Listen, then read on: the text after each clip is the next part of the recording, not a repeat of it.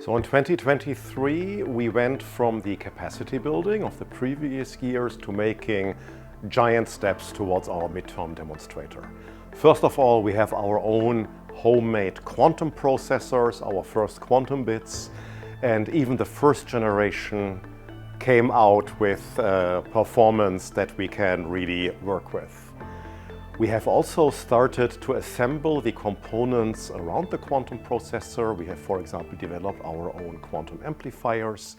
We are starting to commercialize some of them already. And for the software stack that is needed to operate the system, we have made the first smoke test. So we have done the first test where we have seen that the whole system works together on the software side. So we now need to bring it together with hardware. We have started to work with some beta users. Those are mostly researchers that want to play with a small quantum computer, but who are still internal, so they are forgiving us that our system is still a little bit rough around the edges. However, we are working with other projects already with potential end users, so we're hoping that next year we can close the gap.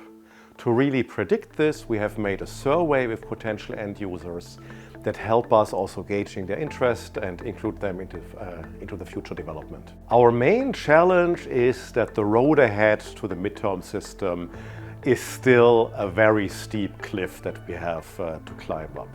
When we had our first quantum bits that were completely homemade by the projects coming out, we were relieved that their performance, that their quantum character was really okay, that there were no major problems. There were a lot of small things that we still need to improve, but we are starting from a very good level. Another challenge is that we have to come from the capacity of our many consortium members to something that grows together and that is compatible, which we are doing by systematic industry-scale system integration engineering that we have learned from the European space industry.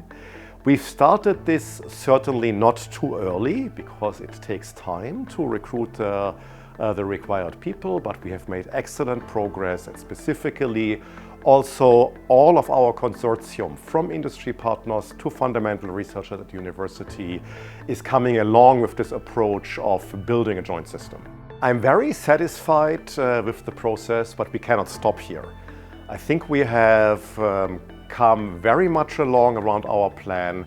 There's a few things in basic research that turned out a bit slightly more difficult than we thought, but there are also a few areas where our first leap out of the box was already really promising.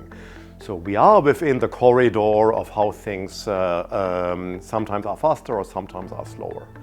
From the management perspective, we needed to really streamline the consortium integration, work with a large and complex project that has worked really well thanks to the great support that we have at all partners, but also for keeping everybody together.